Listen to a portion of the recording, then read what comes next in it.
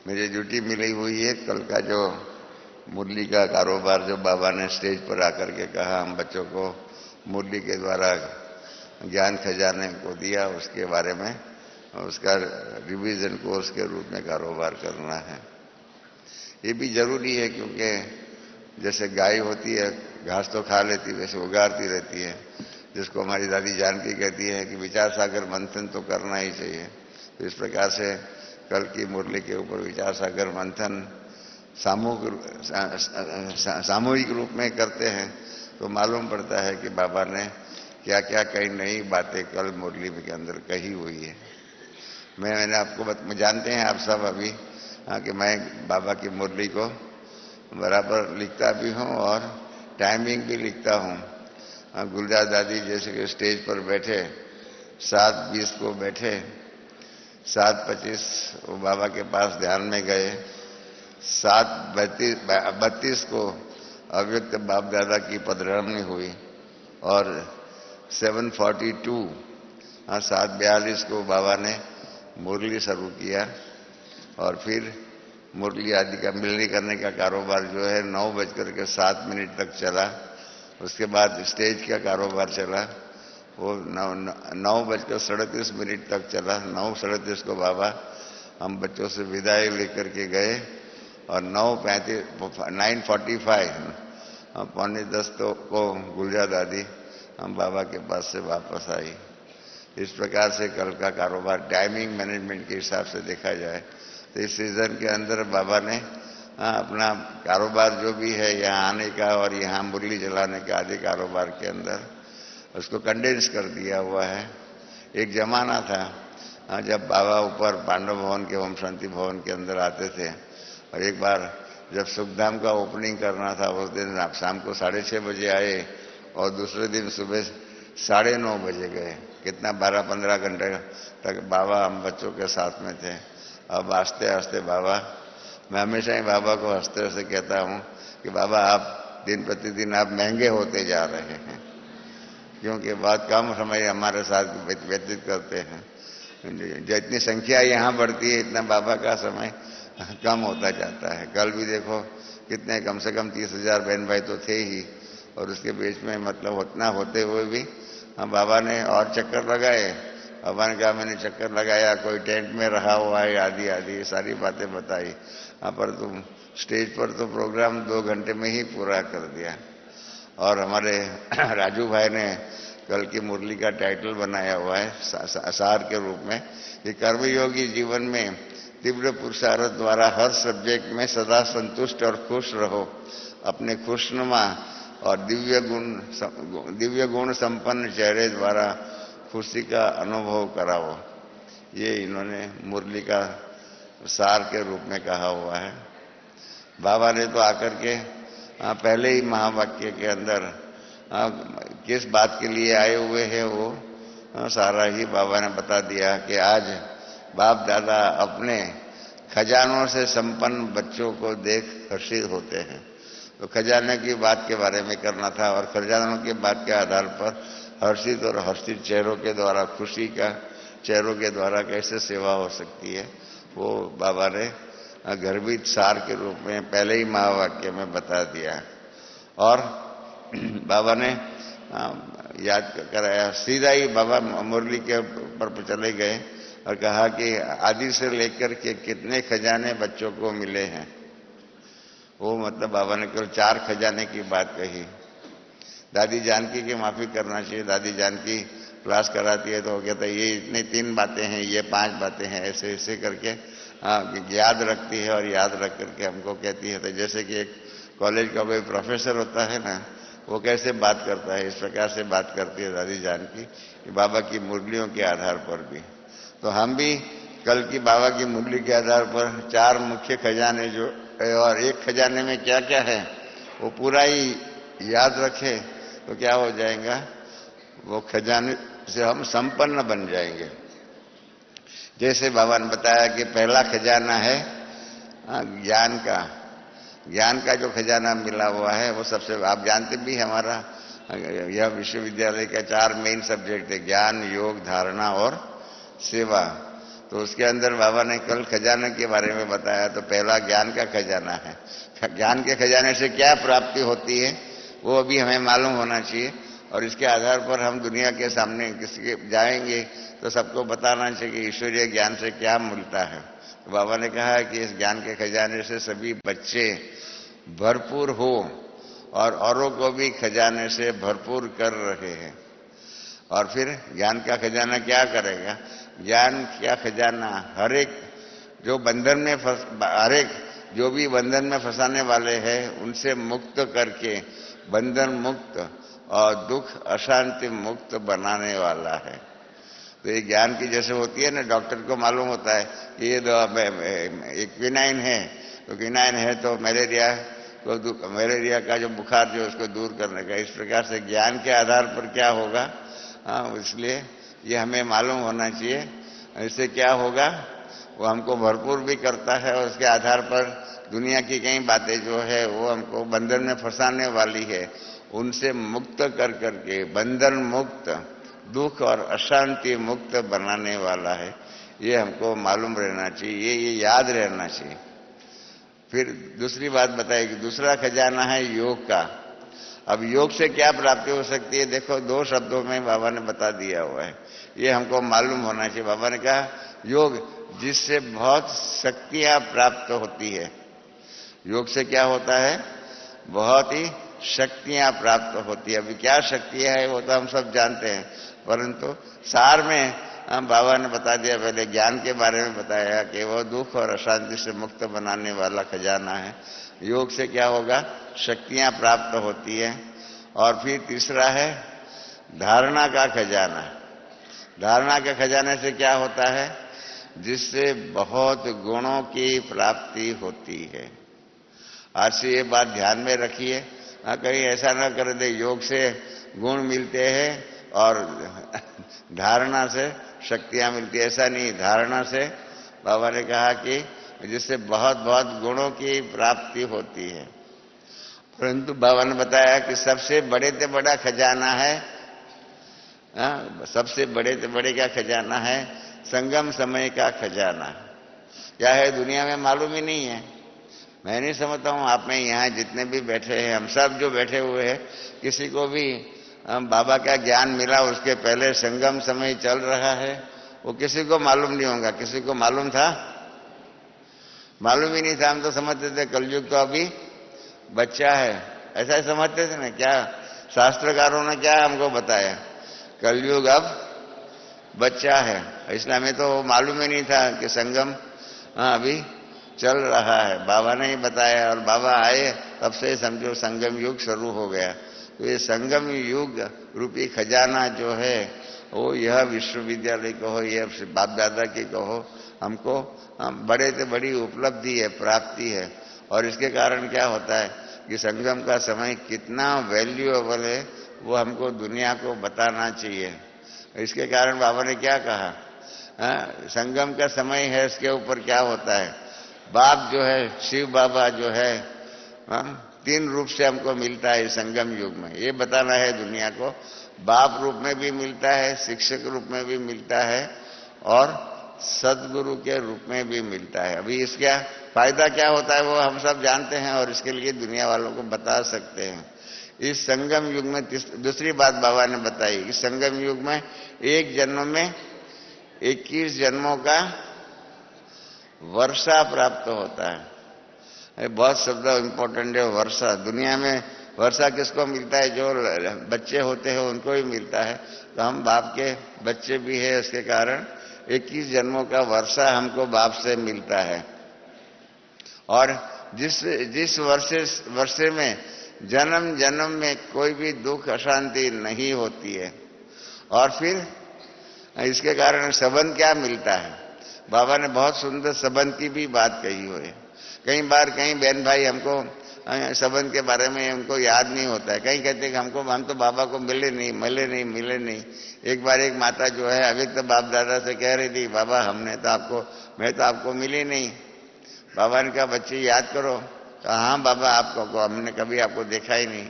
तो बाबा ने उनको हंसी में कहा कि पिछले जन्मों में तुम बाबा से नहीं मिली थी। पिछले जन्मों में आप 84 जन्मों में इसी परिवार में रहना है, तो इसी परिवार में रहना है तो बाप दादा को, क्योंकि व्यक्त बाप दादा को या साकार ब्रह्मा बाबा को भी मिले हुए ही थे, तो इसलिए बाबा कहते हैं कि इसके कारण हमको परिवार मिलता है, यह परिवार भी न्यारा और प्यारा होता है, और एक दो के द्वारा ईश्वरीय स्नेह, जो ईश्वरीय स्नेह सारे कल्प में नहीं मिलता है, और इसके कारण हम सर्व खजानों से भरपूर हो जाते हैं। परिवार की बात बहुत गुह्य बात है, और बाबा ने डिवाइन कॉन्स्टिट्यूशन में लिखा हुआ है डिवाइन फैमिली। परिवार खाली साधारण परिवार नहीं है, परंतु ईश्वरीय परिवार है, और ये ईश्वरीय परिवार है उसको कानून ने भी स्वीकार किया हुआ है परिवार के अंदर, क्योंकि राजस्थान पब्लिक ट्रस्ट एक्ट के अंदर ऐसी बात है कि हम किसी से डोनेशन लेंगे तो हमको संस्था को रजिस्टर्ड कराना पड़ता है। तो इसके अंदर हमने उनके साथ आर्ग्यूमेंट किया कि हमारा डिवाइन कॉन्स्टिट्यूशन में लिखा हुआ है ये परिवार है, और परिवार के अंदर जैसे एक परिवार होता है, माँ बाप होते हैं, बच्चे होते हैं, तो बाप कमाई करके लाता है घर को चलाने के लिए, माँ को पैसा देते हैं या बच्चे को स्कूल की फीस देता है, वो कि डोनेशन नहीं होता है, परंतु अपनी जिम्मेवारी के आधार पर परिवार को चलाने के लिए कोई धन का सहयोग, कई अनेक प्रकार के सहयोग देते हैं। तो इस प्रकार से ये डिवाइन फैमिली, एक डिवाइन फैमिली का आप इंग्लिश डिक्शनरी में भी आप देखेंगे तो इसकी डेफिनेशन नहीं है, ये हमारे दैवी परिवार की ही डेफिनेशन है डिवाइन फैमिली। और इस डिवाइन फैमिली के अंदर आप सबको मालूम रहे, इस डिवाइन फैमिली के अंदर ब्रह्मा बाप है और मातेश्वरी सरस्वती माँ है, और आपस में हम सब भाई बहन या भाई भाई, ये इस प्रकार से ये एक डिवाइन फैमिली है। बहुत सुंदर डिवाइन फैमिली की डेफिनेशन डिवाइन कॉन्स्टिट्यूशन के अंदर बाबा ने हम बच्चों को दी हुई है। तो ये संगम युग में ही ये ईश्वरीय परिवार होता है। बाकी क्या होता है, अलग अलग जन्मों में अलग अलग बहुत संबंध होते हैं। महाभारत में भी लिखा हुआ है, महाभारत सावित्री करके 5 श्लोक में महाभारत का सार व्यास मुनि ने लिखा हुआ है। इसके अंदर पहला ही श्लोक है, माता पितृ सहस्राणी पुत्र दार शतानी से, मतलब अनेक जन्मों में किसी जन्म में हम माता बनेंगे, किसी का भाई बनेंगे, किसी का बाप बनेंगे, अनेक प्रकार के संबंधों के अंदर इस परिवार के अंदर ये सारे सृष्टि चक्र के अंदर हम आते हैं। तो ये 4 बातें जो है सबको पक्की याद करनी चाहिए। ज्ञान से क्या मिलता है, दुख अशांति से मुक्त बन जाते हैं। फिर योग से क्या होता है, शक्तियां मिलती है। फिर धारणा से क्या होता है, गुणों की प्राप्ति होती है। और संगम युग के खजाने से क्या मिलता है, हमको परमात्मा बाप, शिक्षक और गुरु के रूप में भी मिलता है, दैवी परिवार के रूप में भी मिलता है, और 21 जन्मों का वर्षा भी मिलता है, जिसके कारण हमें वहां पर दुख और अशांति आदि नहीं होंगे। ये सारा ही ज्ञान का सार बाबा ने पहले महावाक्य के पैराग्राफ के अंदर भर दिया हुआ है, हम बच्चों को दे दिया हुआ है। तो इसलिए, और फिर बाबा ने क्या कहा, बाबा ने भी नया पैराग्राफ में नई बात उसी खजाने के लेकर के बात कही कि क्या है। बाबा ने कहा है कि आज बाप दादा खजानों के मालिक हम कौन है, इन खजानों के कौन से खजाने, ज्ञान योग धारणा और संगम युग का समय, इन खजानों के मालिक, और मालिक कौन होता है, इन खजानों से संपन्न बच्चों को देख रहे हैं, खजानों से संपन्न बच्चों को देख रहे हैं। और इसके कारण बाप के दिल में क्या होता है, वाह बच्चे वाह, और हर बच्चा बाप का प्यारा बन जाता है। बच्चे तो बहुत है, बाबा ने कहा, अलग अलग जगह पर बैठ करके मिल रहे हैं और बाप को देख भी रहे हैं, लेकिन बाप दादा आज चारों ओर दूर दूर तक अपने खजानों से संपन्न बच्चों को देख खुश हो रहे हैं। ये विज्ञान की उपलब्धि। हम जानते हैं कि बाबा को अलग अलग स्थानों पर बैठे हुए बाबा ऑनलाइन के रूप में भारत के अंदर हजारों सेवा केंद्रों के ऊपर बाबा को देख रहे हैं, विदेशों में भी बाबा को सब देख रहे हैं। इसलिए बाबा ने कहा कि दूर दूर तक माना विदेश तक भी जो है बाबा के बच्चों की जो है उसको देख खुश हो रहे हैं। और फिर बच्चे भी बाबा ने कहा है कि सदा इस प्राप्ति के नशे में खुश रहते हैं, और प्राप्ति के नशा भी है। और दूसरा बाबा ने बहुत एक सुंदर शब्द यूज किया हुआ है कि बाबा बच्चों को देख, बच्चों के सौभाग्य को देख खुश हो रहे हैं। फिर सिर्फ भाग्य नहीं परंतु सौभाग्य। सौभाग्य में 100 2 बार लिखने मात्रा न करने पर एक बार करे तो सौभाग्य हो जाता है। और सौभाग्य क्या कहा, जिसके पास सौभाग्य है वो है सौभाग्यशाली। हाँ, तो इसके कारण हमारे पास सौभाग्य कैसे कैसे है उसकी एक लिस्ट बनानी चाहिए, मालूम रहना चाहिए कि हमारा इतना भाग्य हम बाबा के कारण हम बच्चों को भाग्य के रूप में, वर्षे के रूप में मिलता है। तो इस प्रकार से बाबा ने हम बच्चों के भाग्य की महिमा की। और बाबा ने क्या बोला आगे, देखो आज भी बाप ने सुना कि सभी खुशी खुशी से भाग करके पहुंच गए हैं। जिस पर मुन्नी बहन ने कहा कि बाबा 26,000 से अधिक बहन भाई पहुंच गए हैं।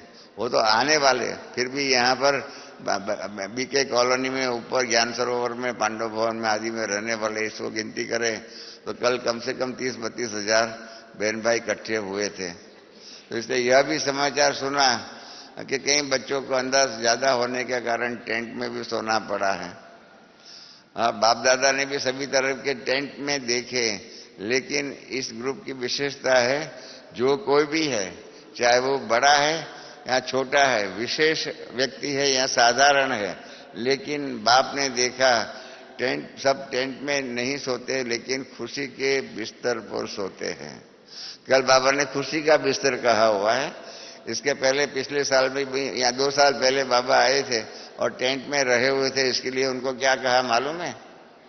बहुत सुंदर टाइटल उनको दिया था कि पट में सोने वाले पटराणा और पटरानी बन सकते हैं।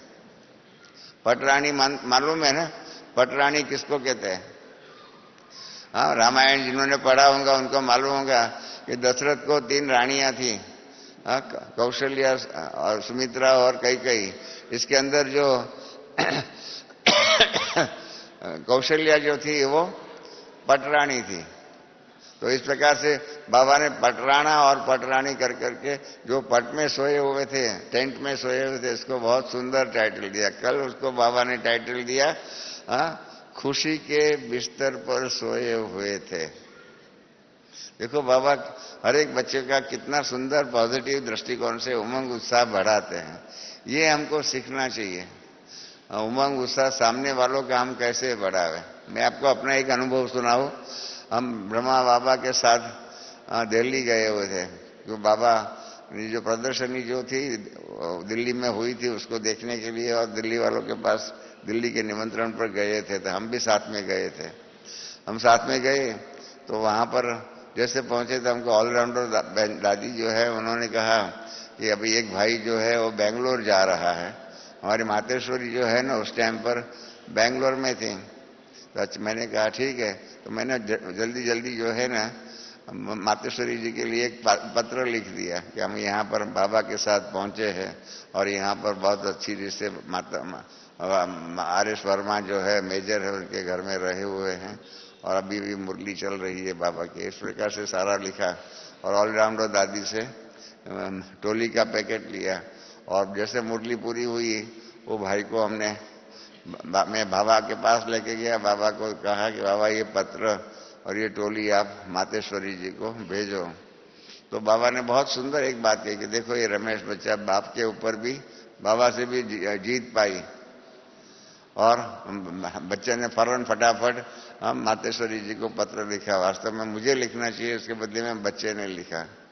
मैंने बाबा को कहा उसमें क्या बड़ी बात है, एक साधारण पत्र लिखा है, उसमें आप कहते हो कि बाप के ऊपर बच्चे ने जीत पाई। तो बाबा ने बहुत सुंदर एक बात कही कि ये आप बच्चों को सिखाने के लिए मैंने ये शब्द यूज किए हुए। तो ये तो बराबर है, हम बच्चे कोई बाप के ऊपर जीत नहीं पा सकते, परंतु एप्रिसिएशन करने के लिए कि सामने वाले की थोड़ी भी बात होती है, थोड़ी भी बात को एप्रिशिएट करो तो बहुत ही अच्छा होता है। कल के ही अखबार में मैं आर्टिकल रात को पढ़ रहा था, तो एक है कि मैं बहुत अच्छा आर्टिकल था, उसमें कहा था कि अच्छे गेस्ट बनना हो उसके लिए क्या करना चाहिए कि किसके भी घर में जाओ अप्रिशिएट करो, खाना भी मिलता है उसको अप्रिशिएट करो, उनके घर का फर्नीचर जो है, उनके बच्चों को, इन सबको अप्रिशिएट करो।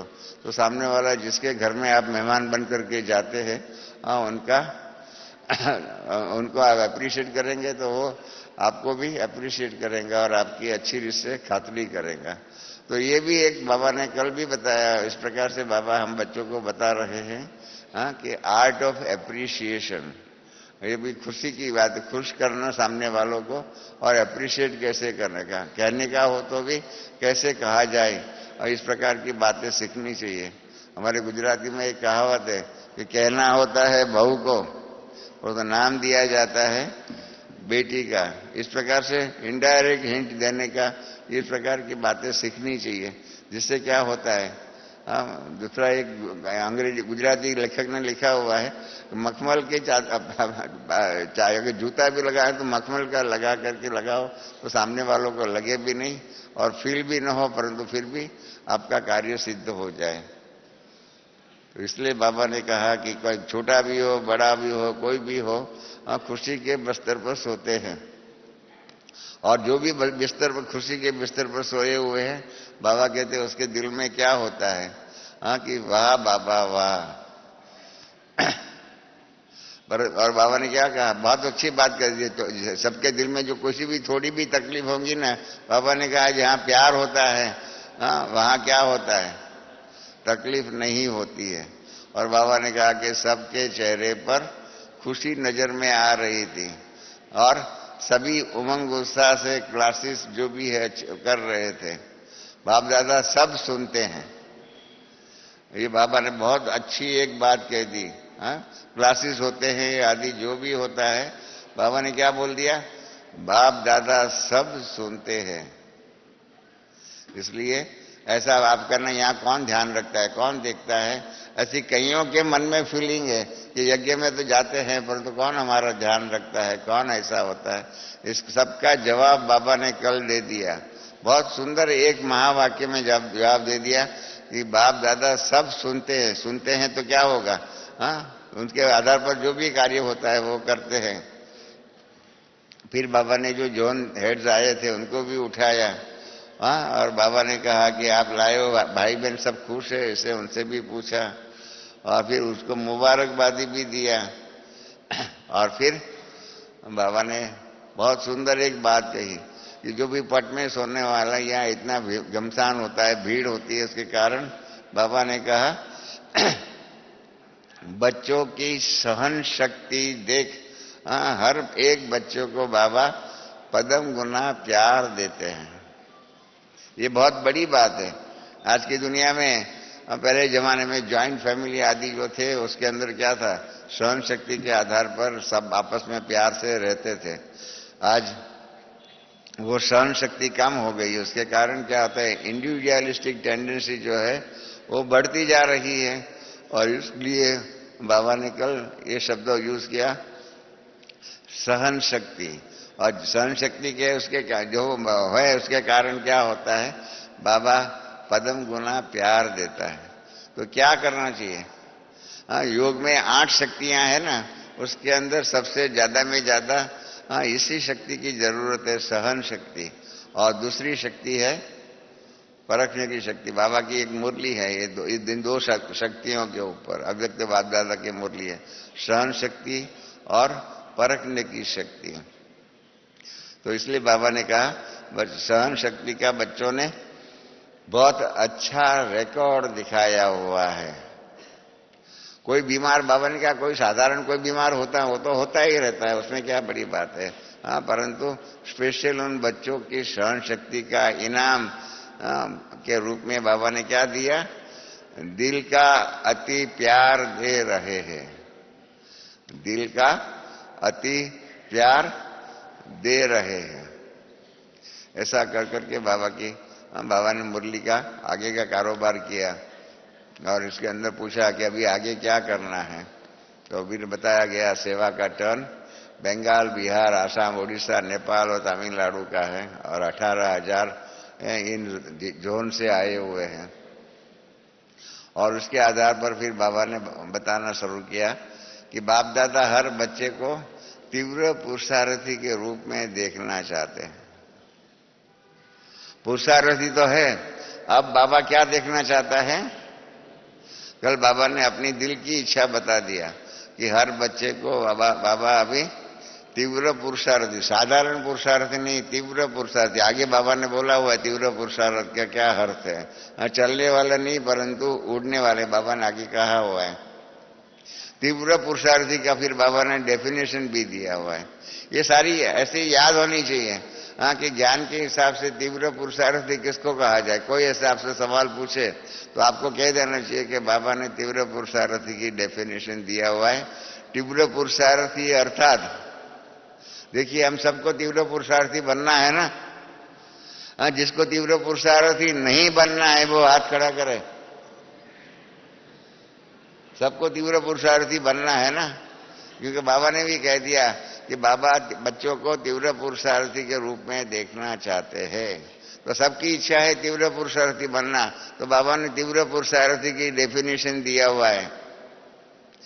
सब इसका डेफिनेशन है, सब सब्जेक्ट में अपने पुरुषार्थ से संतुष्ट हो। और बाप दादा भी यही चाहते हैं कि अभी समय अनुसार, तीव्र पुरुषार्थी के लिए क्या बताते हैं बाबा? अभी समय अनुसार, आप ये नोट करिए, समय अनुसार, समय अनुसार हर बच्चे के चेहरे पर शक्तियां और खुशियां नजर आनी चाहिए, नजर आनी चाहिए तीव्र पुरुषार्थी के चेहरे पर। क्योंकि दिन प्रतिदिन दुनिया में दुख तो बढ़ना ही है, और ऐसे दुख के समय पर आपका जो खुशनुमा और दिव्य गुण, जो हमारे राजू भाई ने ऊपर टाइटल मुरली के सार में लिखा हुआ है, खुशनुमा और दिव्य गुण संपन्न, दिव्य गुण संपन्न चेहरा देख उनको भी थोड़े समय के लिए खुशी का अनुभव हो। अब अनेक प्रकार की सेवाएं जो हम करते हैं, कोई ज्ञान से करते हैं, ये योग से करते हैं, इस प्रकार से सेवा करते हैं। कल बाबा ने सिखा दिया, अभी अपना कौन सा चेहरा? बाबा ने कहा खुशनुमा और दिव्य गुण संपन्न चेहरे, उनसे सेवा करनी चाहिए। बाबा सेवा के भी अनेक अनेक अनेक स्वरूप हम बच्चों को सिखा रहे हैं। कल की मुरली का कोई अगर सार मुझे पूछे तो कल की मुरली के अंदर बाबा ने चेहरे से सेवा कैसे करनी चाहिए ये बाबा ने सिखाया हुआ है कि हमारा दिव्य गुण संपन्न और खुशनुमा चेहरा, उनके द्वारा सेवा करनी चाहिए। और बाबा ने चेहरे से क्या हो सकता है? 4 बातें कही है, 4। एक, इनसे ईश्वरीय स्नेह। क्या होता है? ईश्वरीय स्नेह। फिर ईश्वरीय प्यार। ये सब जैसे डॉक्टर होता है ना, उसको मालूम रहता है ये टाइफाइड है, टाइफाइड की दवा ये है, ये मलेरिया है, उसकी दवा ये है। इस प्रकार से हम बच्चों को ये मालूम रहना चाहिए, ईश्वरीय स्नेह और ईश्वरीय प्यार, इसमें कोई फर्क है? इसके लिए विचार सागर मंथन करना चाहिए। इसलिए मैं हमेशा ही कहता हूं कि हर एक सेंटर के ऊपर स्टडी सर्कल होना चाहिए, और स्टडी सर्कल के अंदर इनकी गहराई में जाना चाहिए। जैसे यहाँ ये मैं जो क्लास कराता हूँ, ये समझो कि स्टडी सर्कल के रूप में है। इस प्रकार से सेवा केंद्रों पर भी होना चाहिए। और हमें मालूम होना चाहिए ईश्वरीय स्नेह और ईश्वरीय प्यार के बीच में क्या फर्क है, कि दोनों एक ही समान है। अगर एक समान होता तो बाबा क्यों अलग अलग शब्दों के द्वारा अलग अलग बातें करता? तो इसलिए बाबा का क्या लक्ष्य है, क्या हम बाबा बताना चाहते हैं, वो डिफरेंस भी हम बच्चों को मालूम होना चाहिए कि ईश्वरीय स्नेह और ईश्वरीय प्यार। और फिर तीसरी बात थी हिम्मत बढ़ाने वाला प्यार। हिम्मत बढ़ाने वाला प्यार वो क्या हो सकता है? कौन से ऐसा प्यार है जिसके आधार पर हमारी हिम्मत बढ़ सकती है? आप समझा? पहला ईश्वरीय स्नेह, दूसरी बात बताई ईश्वरीय प्यार, तीसरा बताया हिम्मत बढ़ाने वाला प्यार, और चौथी बात है खुश रहने का। हिम्मत तो होगी, परंतु खुश रहने वाला मुख हमारा नहीं होगा तो क्या होगा। तो इस प्रकार से हमारे चेहरे से ये 4 बातों का दुनिया को अनुभव होना चाहिए। कौन सी 4 बात? हाँ, हर एक को ये याद रहे, जैसे दादी जान के ऐसे गिनती करके गिनती बताती है, इस प्रकार से बाबा भी प्रोफेसर बन करके बाबा ने कल ये बात बताई। हाँ, 4 बातें कि हर एक के चेहरे से क्या होगा? ईश्वरीय स्नेह, फिर ईश्वरीय प्यार, फिर हिम्मत बढ़ाने वाला प्यार, और चौथा खुश रहने का अनुभव। ये 4 बातें जो है आपके चेहरे से सामने वाले को मालूम पड़ना चाहिए। इसको कहते हैं मुखवटा। हमारे फेस के ऊपर ये 4 बातें आनी चाहिए। फिर बाबा ने हम बच्चों के नाम पर कमियां जो हो जाती है उसके बारे में कहा कि कई बच्चे कहते हैं कि हम खुश तो रहते हैं, लेकिन कर्मयोगी जीवन में थोड़ा सा कर्म में फर्क पड़ जाता है। तो ये बाबा ने कहा कि इसके आधार पर क्या होगा। तो बाबा ने कहा कर्मयोगी जीवन में थोड़ा सा कर्म में फर्क पड़ जाता है। अभी कर्म में फर्क नहीं आना चाहिए। समाज में, दुनिया में जाते तो फर्क नहीं आना चाहिए। क्यों? कभी ये फर्क नहीं आएगा, वो बाबा ने कहा है, बहुत अच्छी बात सावधानी दिया हुआ है कि कर्म करते ही सदा अटेंशन रहे कि मैं कर्मयोगी आत्मा हूं। कर्म करने से पहले यही ध्यान में रहना चाहिए कि मैं कर्मयोगी आत्मा हूं, शरीर को चलाने वाली और शरीर का मालिक हूं। तो हर समय चाहे कर्म करो चाहे नहीं करो, लेकिन कर्म करने समय भी यही सोचो कि मैं कर्म कराने वाली आत्मा हूं। और आत्मा भी कौन सी आत्मा हूं? मैं कौन सी आत्मा हूं? मैं साधारण आत्मा नहीं हूं। अपने को कल से बाबा ने कह दिया कि मैं साधारण आत्मा नहीं हूं, परंतु क्या हूं?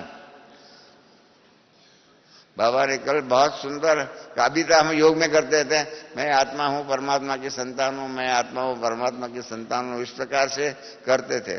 बाबा ने उसमें अभी एडिशन कराया कि मैं बाप की लाडली बच्ची या बच्चा हूं। आज से ये योग में करेंगे सब। मैं आत्मा हूं के बदले में क्या करेंगे? मैं परमात्मा बाप का लाडला बच्चा हूं या लाडली बच्ची हूं। ये एक शब्द लाडली शब्द ऐड करेंगे सब। लाडली बच्ची हूं या लाडला बच्चा हूं। बाबा ने क्या बता दिया? कल से हमारे योग में ये बात होनी चाहिए। कल से क्या, आज से ही कर सकते हो कि मैं बाप की लाडली बच्ची या बच्चा हूं। और मैं क्या हूं? मैं परमात्मा की प्यारी हूं। इस प्रकार से हम कौन हैं? हम परमात्मा के प्यारे हैं। मालिक होके इस शरीर को चलाने वाला हूं मैं। और क्या हूं? मैं मालिक होकर के इस शरीर को चलाने वाला हूं। और क्या है? सदा हमारे दिल में बाप की याद समाई हुई है। तो इसलिए बाबा ने कहा हर एक चेक करो कि कर्मयोगी बन करके हम कर्म कर रहे हैं। आज से ये सावधानी बाबा ने बता दिया सबको। कोई भी कर्म, चाहे खाने का, चाहे पीने का, चाहे स्नान पानी करने का आदि जो भी है, बाबा ने बताया हुआ है। एक अव्यक्त मुरली में बाबा ने कहा है स्नान करने के समय पर क्या करो? मैं ये शरीर रूपी रथ जो है उसको स्वच्छ कर रहा हूं। मैं स्नान नहीं कर रहा हूं, परंतु मैं इस शरीर रूपी रथ को, मैं आत्मा इस शरीर रूपी रथ को स्वच्छ कर रहा हूं। भोजन करने के समय भी इस प्रकार के याद रहनी चाहिए। कर्मयोगी हूं और मेरा बाप से योग है, इस प्रकार से बाबा ने कहा। तो क्या होगा? बाबा ने कहा कर्म योग के करने के समय पर एक स्लोगन याद रखो। कल बाबा ने बहुत सुंदर बातें कही, थोड़े समय में भी आए हैं, थोड़ी मुरली में भी बहुत कुछ कह दिया कि सदा ये याद रखो क्या, कि मुझे फॉलो फादर करना है। मुझे क्या करना है? फॉलो फादर करना है। और क्या करना है? तो दुनिया के सामने प्रसिद्ध करना है कि बाप हमारे साथ है। कर सकते हैं। सेवा का लक्ष्य क्या कर दिया बाबा ने कि फॉलो फादर करना है, और दूसरा दुनिया के सामने सिद्ध करना है कि बाप हमारे साथ है। वो सिद्ध कर सकते हैं ना। कितना एक सिंपल महावाक्य में सेवा का लक्ष्य बता दिया कि बाप हमारे साथ है। और इसलिए क्या करेंगे?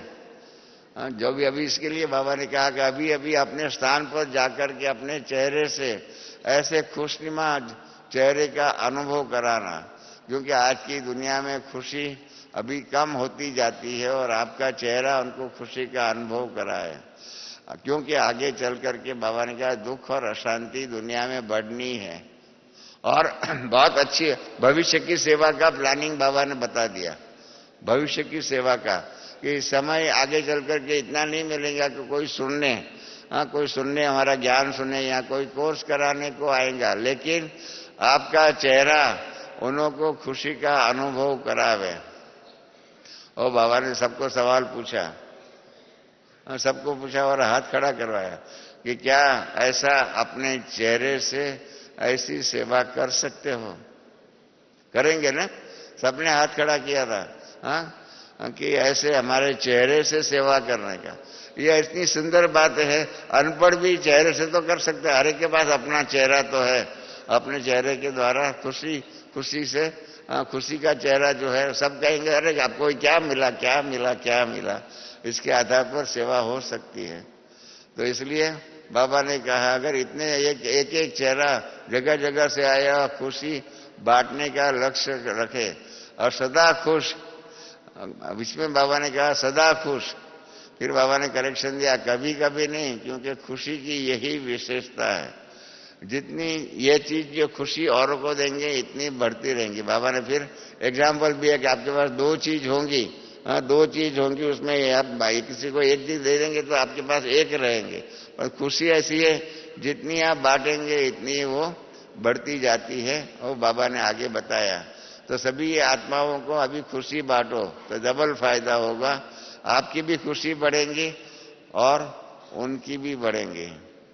मैंने कल बाबा को हंसते हंसते कहा बाबा आज आपने फायदे का इकोनॉमिक्स सिखाया, फायदे का अर्थशास्त्र इकोनॉमिक्स सिखाया।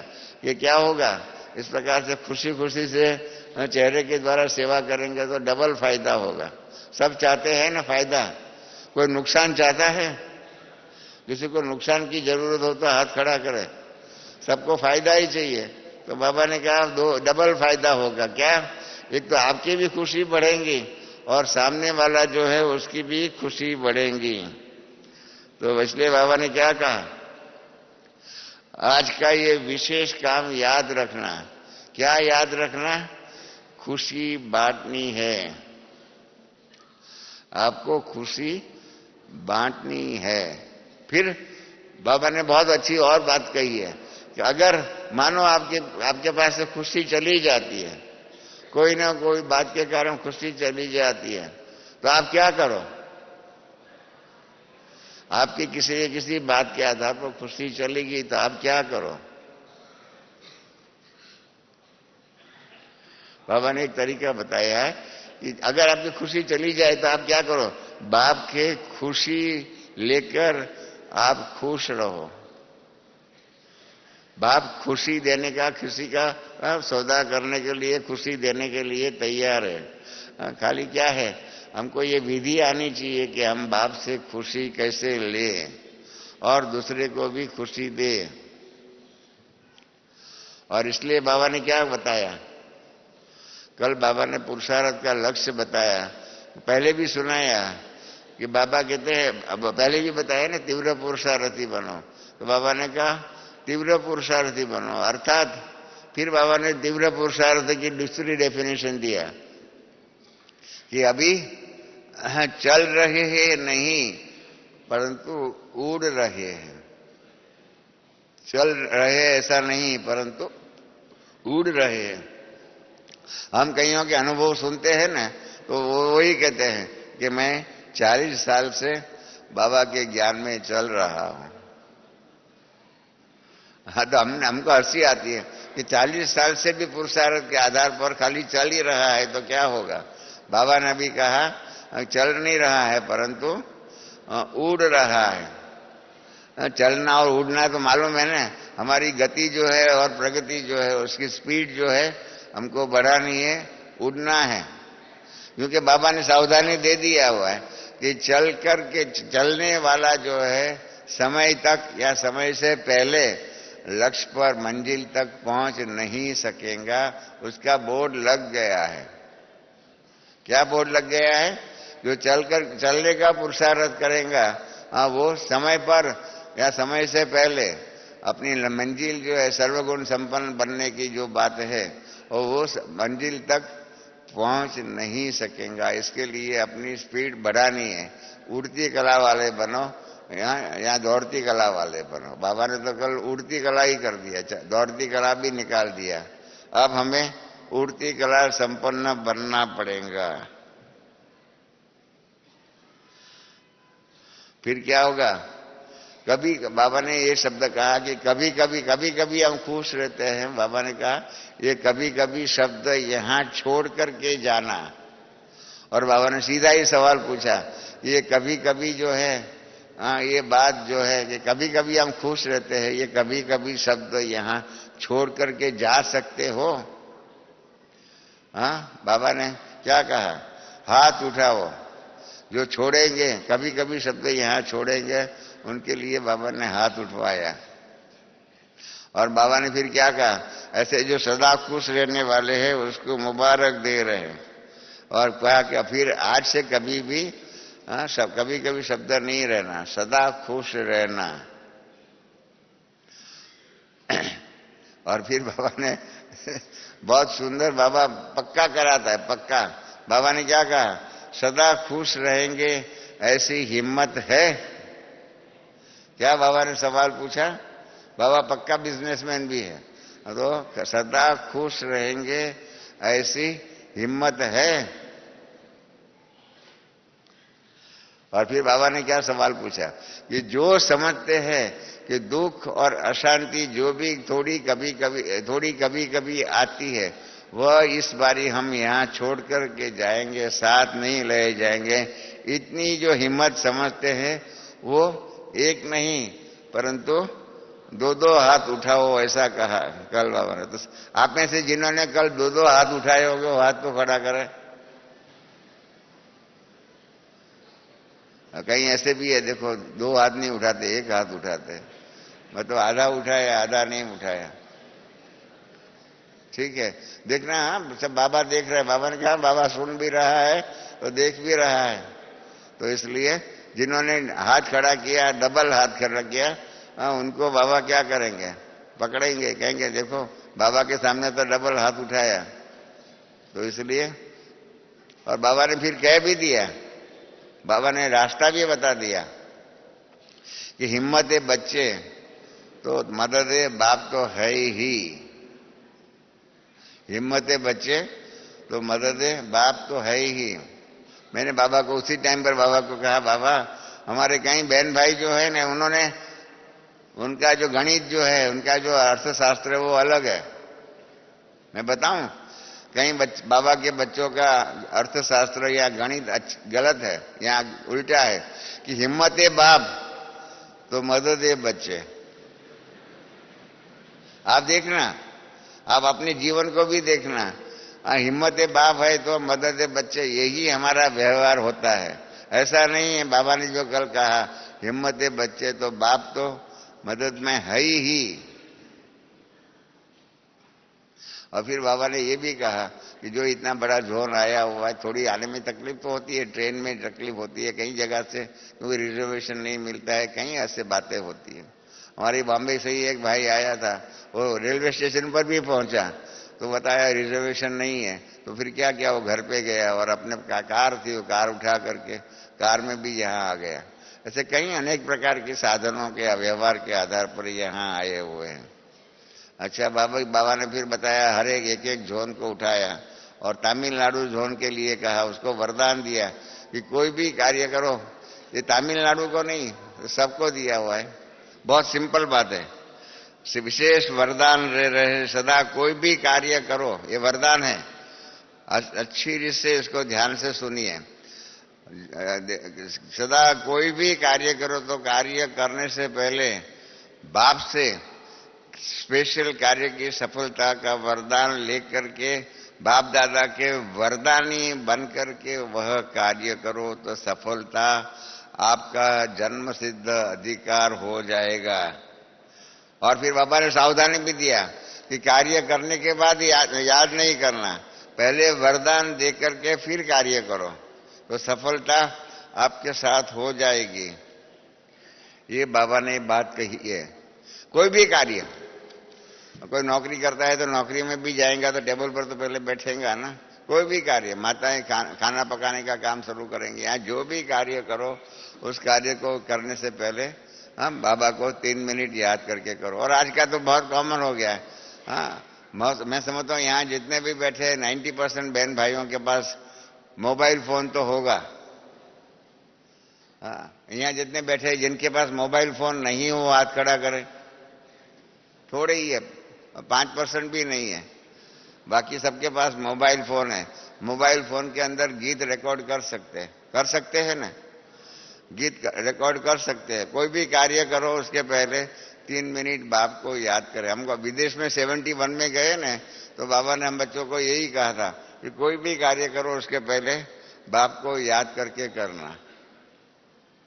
और उसके बहुत फायदे हुए। हमारे पास अभी टाइम नहीं है, नहीं तो ये खाली बाप को याद करके काम करने से क्या शुरू हुआ, क्या फायदा हुआ, बहुत है। हमारे कई बहन भाई, हमारे साहब जो है वहाँ की ऑन्कोलॉजिस्ट है अमेरिका टेक्सास में मिलिट्री की, वो बता रही है कि जैसे वो वहाँ पहुंचती है अपने टेबल के ऊपर, पहले बाप को 5 मिनट याद करती है, उसके बाद कारोबार करते हैं। अपना जो जज है वो जज साहब भी कोर्ट में जाने से पहले बाप को याद करके फिर कोर्ट में जाते हैं। हमारा एक भाई जो है डॉक्टर है, सर्जन है, और सर्जन के रूप में ऑपरेशन करता है, उसके पहले बाप को याद करके कार्य करता है। इन सब प्रकार के सबका अनुभव यही है कि बाप को याद करके कार्य करने से क्या होता है, सफलता। बाबा ने कल कहा सफलता हमारा जन्म सिद्ध अधिकार। इसलिए बाबा ने कहा कोई भी कार्य शुरू करो, कोई भी कार्य, जैसे भोजन करते उसके पहले बाप को याद कर सकते हैं, ऐसे हर कार्य, जो भी कार्य करो, चाहे नौकरी वाले नौकरी शुरू करें, धंधे वाले धंधा शुरू करें, कोई भी आप अपनी कुर्सी पर जाकर के बैठ करके पहले बाप को याद करके कार्य शुरू करो।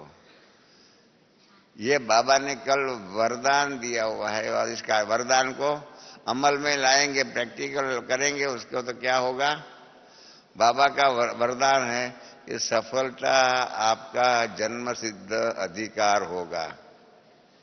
हो सकता है जो कि समझते हैं कि हाँ हम बाबा को याद करेंगे और याद करके ही कार्य करेंगे, वो हाथ खड़ा करें।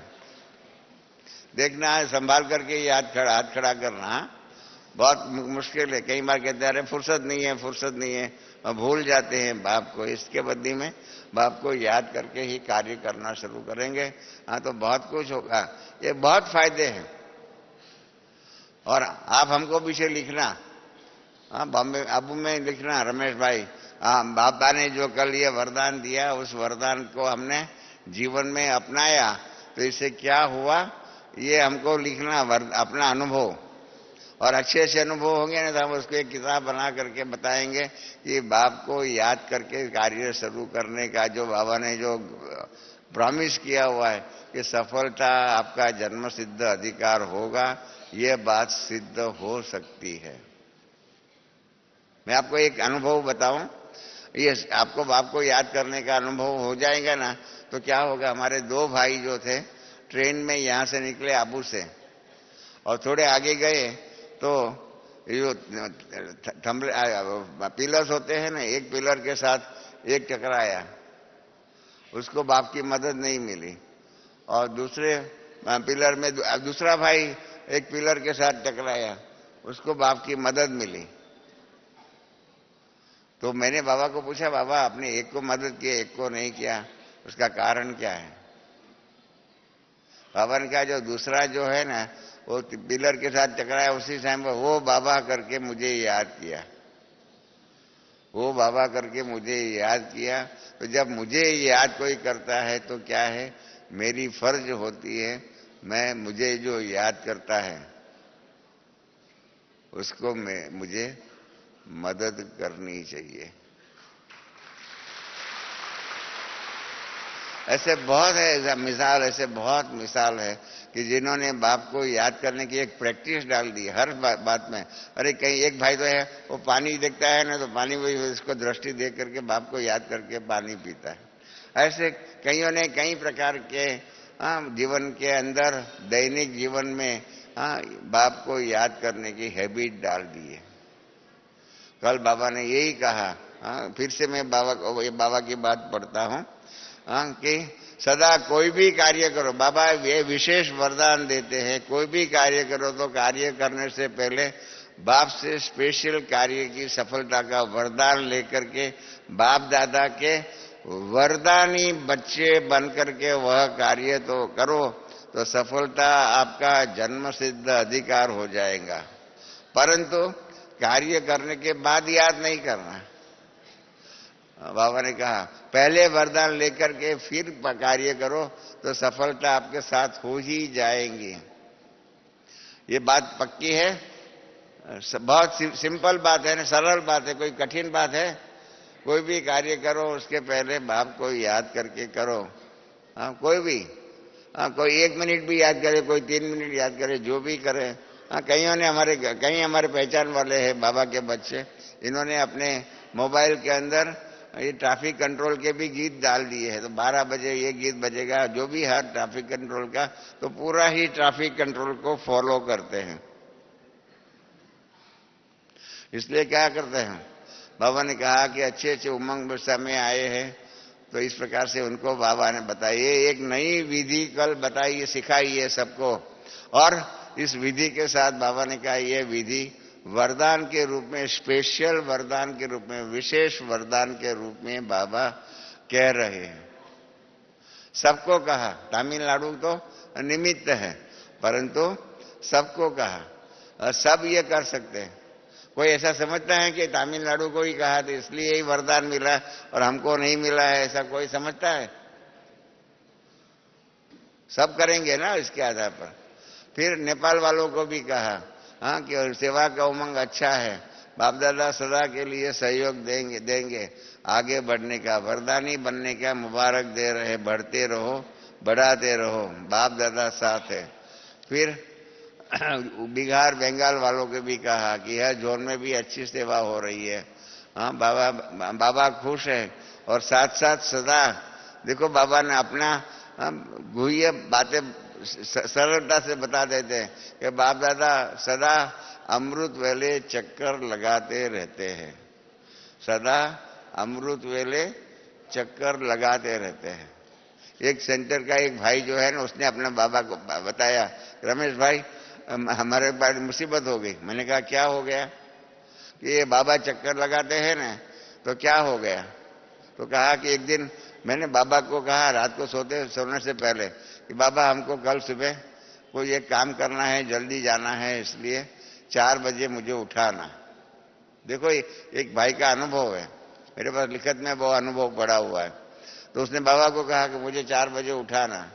दूसरे दिन ठंडी के दिन थे, ये मतलब विंटर था, तो बाबा 4 बजे उसको उठाने के लिए आए। बाबा ने उसको कहा बच्चे उठो, बच्चे उठो। तो उसने उठने के बदले में वो रजाई जो है ना, ओढ़ने की रजाई ठंडी के, वो और ही सिर पर डाल दिया। तो देखो बाबा कितना रहम दिल है। बाबा आगे चलने लगे। बाबा ने कहा कि शायद बच्चा बहुत थका हुआ है इसलिए उठता नहीं है। देखो कितना पोजीशन। मेरा जैसा हम कहेंगे देखो मुझे बुलाया और उठता नहीं है, ये पागल है, मूर्ख है, हम ऐसा बोल देते थे। बाबा ने क्या कहा कि शायद बच्चा बहुत थका हुआ है इसलिए उठता नहीं है। तो ये उसने क्या होता है, ये ब्रह्मा बाबा के महावाक्य जो है, आवाज जो है ना, अभी आप बच्चों को, हम बच्चों को मुरली के द्वारा सुनने को नहीं मिलता है। पहले जो है ना गुरुवार के दिन खास ब्रह्मा बाबा की साकार मुरली की टेप रिपीट होती थी। इसीलिए रिपीट होती थी ताकि सबको मालूम रहे ब्रह्मा बाबा का आवाज भी। जैसे गुलजार दादी का आवाज हम लोग इसलिए एक दिन पहले हाँ, जैसे अभी भी 20 तारीख को बाबा का कल अवतरण हुआ, 19 तारीख को गुलजार दादी का क्लास जरूर रखते हैं, इसके लिए कि गुलजार दादी किस प्रकार से बोलती है, उनका कैसे आवाज होता है, और अव्यक्त तो बाप दादा उनके तन के द्वारा बोलते हैं, तो उसमें क्या फर्क है वो आप नोट कर सकते हो। तो उस प्रकार से पहले ब्रह्मा बाबा का मुरली का आवाज आता था, इसके कारण क्या हुआ, वो भाई ने वो आवाज बाबा का सुन लिया, और सुनना हो तब उसने देखा तो ब्रह्मा बाबा जा रहे हैं, और बाबा ने पहले ही बोल दिया कि शायद बच्चा बहुत थका हुआ है। तो इस प्रकार से बाबा का साथ और बाबा के साथ के आधार पर अपने कार्यों में बाबा का सहयोग लेने की एक कला है, इस कला को सीखना चाहिए, और जो इस कला को सीखेगा ना उसको बाप दादा की मदद सदा ही सतत मिलती रहती है। ये एक कला सीखना है, कैसे बाप को हमारा सदा साथी बनावे। परमात्मा माता पिता जो है ना, संस्कृत में श्लोक, माँ बाप भी है, परमात्मा हमारा बाप भी है, सखा माँ भी, भाई भी है, और सखा भी है, साथी भी है। तो परमात्मा को साथी बनाने की कला सीखो। हम सब आपको, मैं आपको विशेष कह रहा हूं कि हर कार्य में परमात्मा को साथी बनाने की कला सीखो, और फिर आप देखो तो आपके कारोबार में कितना फायदा आपको हो सकता है। फिर तो ये बाबा ने कहा, अमृत वेले बाबा चक्कर लगाता रहता है, तो ये याद रहे, बाबा चक्कर लगाता है। बाप दादा ने देखा कि स्थान सेवा केंद्रों का अच्छा वृद्धि कर रहे हैं, बाबा विशेष हिम्मत पर सदा साथी बनने का वरदान दे रहे हैं।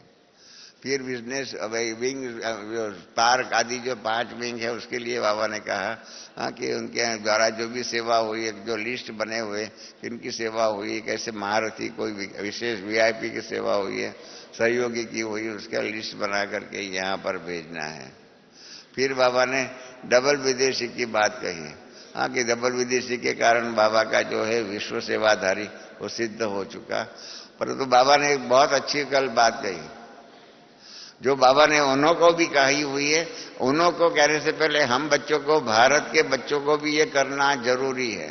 बाबा ने उनको कहा कि पहले अपना अपना कल्चर बदलने में उनको मुश्किलात होती थी, लेकिन अभी की रिसल्ट के प्रमाण सब बच्चे ब्राह्मण कल्चर के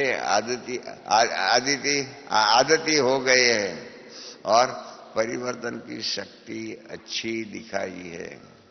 कितने देश के विदेश के कितने भाई बहन हैं, कोई अमेरिका का है, कोई इंग्लैंड का है, कोई रशिया का है, कोई ऑस्ट्रेलिया का है, कोई अफ्रीका का है, इतना अनेक का अपना अपना कल्चर था। परंतु सब पहले बहुत ही समस्या आती थी, अपना कल्चर विदेश का कल्चर समझ करके चलते थे। हमारी विदेश की सेवा करने वाली बहनों ने इन सब के अंदर ब्राह्मण कल्चर उनके रग रग में भर दिया है। ये विदेश में जैसे ब्राह्मण कल्चर कॉमन हो गया, बाबा ने कल कहा ना, विदेश के ब्राह्मण कल्चर की आदती हो गई है, इस प्रकार से भारत के बच्चों को भी ये आदती होना ही चाहिए। अभी क्या क्या है वो क्या है, थोड़ा हमारे जोन के कारण, हमारी भाषाओं के कारण, इन सब के कारण कोई समझता है कि मैं बंगाली हूं, कोई समझता है मैं मद्रासी हूं, कोई समझता है मैं कर्नाटकी हूं, इस प्रकार से अभी भी है। हमारे पास हमारे फंक्शन में एक बार पालखी वाला करके बहुत प्रसिद्ध जूरिस्ट है, वो बॉम्बे में आया हुआ था, उसने यही कहा कि हिंदुस्तान के अंदर कोई पंजाबी है, कोई हिंदुस्तानी गुजराती है, कोई मराठी है, ये सब है, परंतु कोई भारतीय बहुत कम मिलते हैं। We are first Indian and then Gujarati, Punjabi, ये सब है भाषाओं के आधार पर। इस प्रकार से इस दैवी परिवार के सदस्य बनने के बाद हम पहले क्या है, हम सब ब्रह्मा के बच्चे सच्चे ब्राह्मण है। ये ब्राह्मण कल्चर हमको डेवलप करना है। ये ब्राह्मण कल्चर क्या है, हमारे जो भी यहाँ सेंटर वाले क्लास कराने वाले हैं उनको मैं हमारा अनुरोध है कि ब्राह्मण कल्चर क्या है और ब्राह्मण कल्चर हमारे रग रग में कैसे आ जाए। जैसे विदेश के बहनों ने विदेश के बहन भाइयों के अंदर ब्राह्मण कल्चर लाया और उसका सर्टिफिकेट बाबा ने कल दिया कि ब्राह्मण कल्चर के आदती हो गए हैं। इस प्रकार से भारत के बच्चों से भी बाबा को ये सुगंध आनी चाहिए कि बच्चे पहले ब्राह्मण कल्चर वाले सच्चे ब्राह्मण हैं। ये ब्राह्मण कल्चर हमको हमारे भारत के अंदर भी लाना जरूरी है। नहीं तो क्या हो गया है, ये जोन क्या हो गया है, क्या क्या हो गया है। मैं आपको बताऊं, अपने ज्ञान का एक भाई हाईकोर्ट का जज है, हाईकोर्ट का जज है, और वो एक डिस्ट्रिक्ट का भी पालक जज भी था। वो वहां गया तो वहां के सेंटर पर गया तो वहां की बहनों ने और वहां के स्टूडेंटों ने कहा नहीं, ये तो वो सेंटर का है, हमारा नहीं है। उसको ट्रीटमेंट भी अच्छी नहीं दिया, क्या वो तो वहां का है। इस प्रकार से हमारे जीवन में सेंटरों का भेद, जोन का भेद, इस प्रकार का भाषा भेद आदि अभी तक हमारे जीवन से गया नहीं है। अगर हम ब्राह्मण कल्चर के इस प्रकार का कल्चर हमारे में पक्का हो जाए तो ये जो भेद जो है, चाहे भाषा के आधार पर, चाहे जोन्स के आधार पर, चाहे सेवा केंद्रों के आधार पर, ये सब समस्याएं हमारी भारत के अंदर भी ईश्वरीय सेवा में दूर हो सकती है। बहुत बड़ी बात बाबा ने कह दिया है और बाबा ने विदेश के लिए कह दिया। हाँ बाबा अभी हम भारत के बच्चों से भी हम ब्राह्मीण हैं, पहले ब्राह्मीण है, इसके बाद जो भी है, गुजराती है, मराठी है, पंजाबी है, बंगाली है, जो भी है वो पीछे हो सकता है। पहले हम सब कौन है, हम ब्राह्मीण हैं। ब्राह्मीण कल्चर हमारा जो है वो ब्राह्मीण कल्चर हमारी रग रग में चला जाना चाहिए। क्या है कि हम इस जन्म में ये है, कल दूसरे जन्म में दूसरे हो गया, क्या क्या हो सकते हैं। स्टेनिस्लेव करके ट्रांसपर्सनल साइकोलॉजिस्ट है, वो आत्माओं को पिछले जन्मों में भेजता था और पिछले जन्मों के संस्कार को इमर्ज करता था।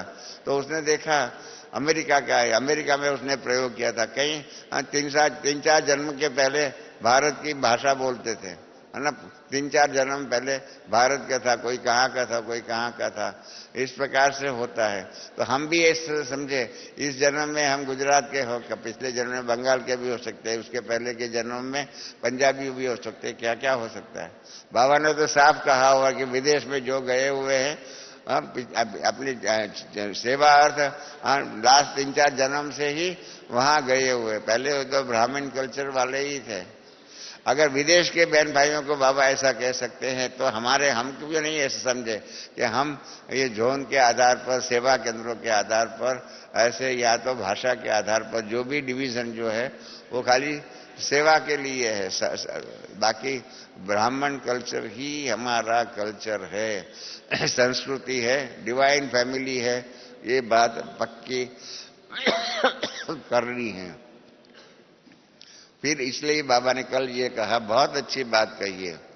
और इसलिए क्या कहा बाबा ने, फिर एक दूसरी बात कही है, सबको संतुष्ट बनकर के संतुष्ट मणि बनना है। ये बहुत अच्छी बात कही है। हाँ, संतुष्ट बनकर के संतुष्ट मणि बनकर के आगे बढ़ना है। तो क्या बनना है हमको, संतुष्ट मणि। ये सारी बातें बाबा ने कही। और फिर बाबा ने कहा चाहे क्या है, चाहे कोई इंडिया का है, चाहे विदेश का है, चारों ओर के बच्चे बाप दादा को देख रहे हैं। और बाबा ने हंसते से कहा कि यो क्यों कर, टाइम भी बदली हो जाता है। अभी ऑस्ट्रेलिया जो है यहाँ से 3-4 घंटा आगे है, तो बाबा यहाँ 7 बजे आता है तो वहाँ 10:30-11 बज जाता है। और अमेरिका आदि में 10-12 घंटा पीछे है, तो उनके लिए सुबह का टाइम हो जाता है। इसलिए बाबा ने कहा चाहे टाइम बदली होता रहेगा, परंतु बाबा के सबको ये दे रहा है, बाबा वरदान दे रहे हैं। और फिर बाबा ने दादी जानकी को भी कहा, जनक बच्ची अच्छी निमित्त है और अच्छी सेवा करा रही है।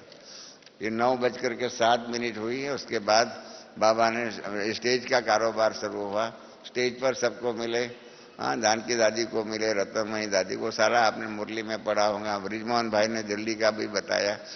इसके अंदर बहुत अच्छी सेवा का एक लक्ष्य बाबा ने दिया। बाबा ने ब्रिजमोहन भाई ने कहा कि बाबा इतना बड़ा अच्छा प्रोग्राम कर रहे, उसके लिए कोई बात कहो, प्रेरणा दो। तो बाबा की प्रेरणा यही है, ये आप सब पक्का करके रखो। ईश्वरीय सेवा के अंदर अभी क्या करना है, बाबा कहते प्रेरणा यही है कि जो भी आए, फंक्शन जो होगा ना, बहुत बड़ा फंक्शन कर रहे हैं दिल्ली के अंदर, बहुत बड़ा। आज कल रात को ब्रिजमोहन भाई से मैं बात करता, आज सुबह भी मिले, तो बाबा ने कहा कि यही है कि जो भी आए वो कुछ लेकर के जाए। और क्या लेकर के जाए, क्या लेकर के जाए? अब हम सबको ईश्वरीय सेवा जो करनी है उसमें ये बातें सबको देनी है और ये लेकर के जाए, इसका पुरुषार्थ करना है। क्या? पहली बात, वायुमंडल से शांति के वाइब्रेशन लेके जावे। समझा? पहली बात क्या बाबा ने कही? सेवा करते उसके अंदर पहला क्या होना चाहिए? वायुमंडल से शांति का वाइब्रेशन लेके जावे। और दूसरी बात, आगे बढ़ने के वाइब्रेशन लेके जावे, आगे बढ़ने के वाइब्रेशन लेके जावे।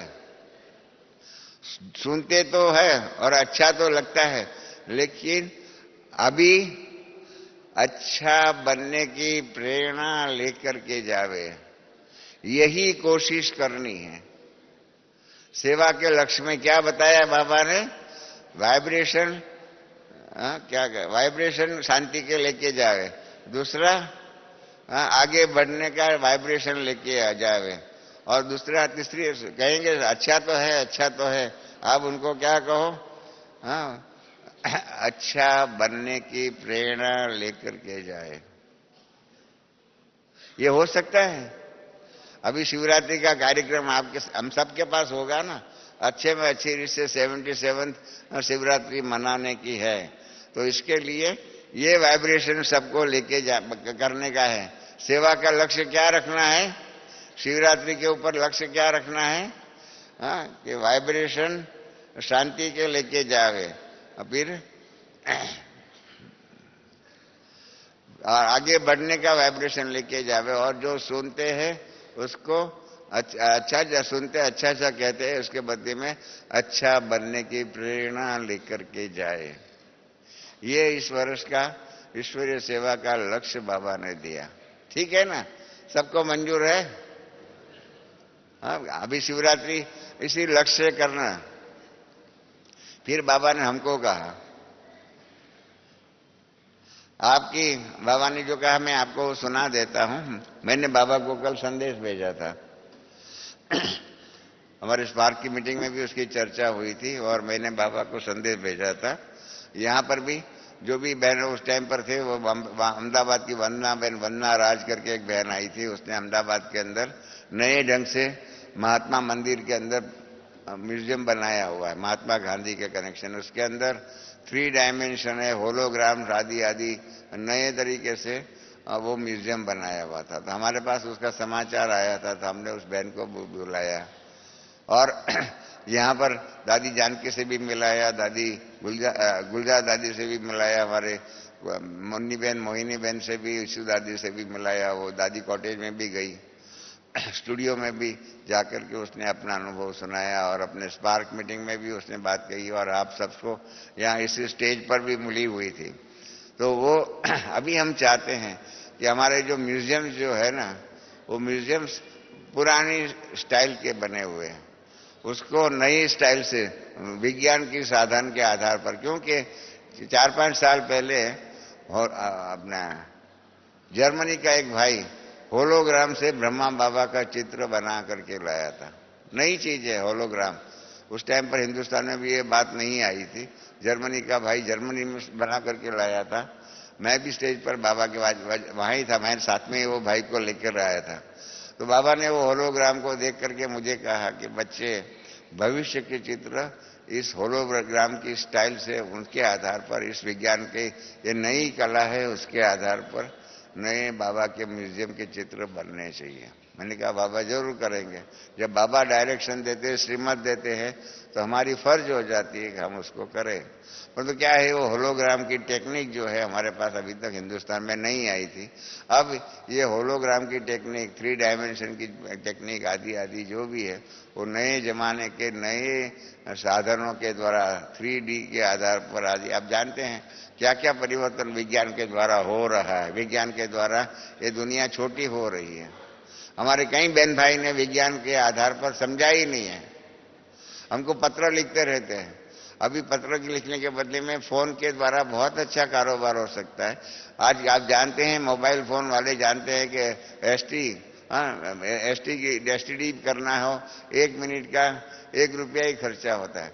5 रुपये में आप 5 मिनट बात कर सकते हैं किसी के साथ। उसके बदले में आप कागज लिख करके भेजेंगे, कागज लिख करके भेजेंगे तो एक लिफाफा के ऊपर 5 रुपये का तो स्टैंप लग ही जाता है, और उसमें थोड़ी सी बात होती है और लेन देन नहीं होती है। फिर जवाब मिलेगा, फिर आएगा जवाब, जानकार लेन देन होती है। इसके बदले में फोन के द्वारा कारोबार करें तो कितना जल्दी हो सकता है। हमारे विदेश के बहन भाइयों ने वो अपनाया हुआ है, कॉन्फ्रेंस कॉल करते हैं आदि आदि, कई नई टेक्निक को, विज्ञान के नए साधन को ईश्वरीय सेवा के अंदर अपनाया हुआ है, कारोबार के अंदर अपनाया हुआ है। आज बिजनेसमैन भी छोटा सा ऑफिस होगा, उन करोड़ों का बिजनेस इसका ईमेल आदि के द्वारा, ईमेल फैक्स आदि आदि के द्वारा, फेसबुक आदि के द्वारा क्या क्या करते रहते हैं। कल ही एक बहन ने कहा कि हम रमेश भाई आपका एक क्लास जो इसके ऊपर आ जाए तो हम हमेशा के लिए पढ़ सकते हैं, सुन सकते हैं, तो ये आप करिए। तो इस प्रकार से विज्ञान के नए साधन जो है उसको अपनाना चाहिए। वो हमने बाबा को लिखा था, तो बाबा ने कहा ये बात भी अच्छी है। तो ये बाबा ने कल छुट्टी दिया हुआ है, क्योंकि हमको कई बातों में नए कारोबार करने के लिए बाबा ने वरदान दिया है। तो इसके आधार पर, ये विज्ञान के नए साधनों के आधार पर हम चाहते हैं कि हमने नक्की किया उस बहन के साथ मिल करके कि बाबा का म्यूजियम जो है उसमें 3 बातें बदली कर सकते हैं। एक तो ब्रह्मा बाबा का परिचय उस प्रकार से दे सकते हैं, फिर राजयोग के द्वारा अनुभूतियां क्या हो सकती है, 3 डायमेंशन के इफेक्ट के द्वारा बहुत कुछ हो सकता है, रियलाइजेशन आदि आदि वो सब बातें हो सकती है। और तीसरी बात कि जो सत्युग हम दुनिया को दिखाना चाहते हैं, वो सत्युग की भी बातें दुनिया वालों को दिखा सकते हैं। तो ये बाबा ने कल बताया, छुट्टी दी हमने बाबा को लिखा कि क्या हम ईश्वरीय सेवा के अंदर ऐसे विज्ञान के नए साधनों के द्वारा हमारे ईश्वरीय सेवा के साधन है, हमारे जो भी म्यूजियम आदि है उसके अंदर परिवर्तन करें। तो बाबा ने उसको छुट्टी दिया है। ये आप सबको मालूम रहे कि हम बच्चों को विज्ञान के नए साधनों के द्वारा और साधनों के द्वारा सहज साधना भी हो सकती है, उसके लिए बाबा ने छुट्टी दिया।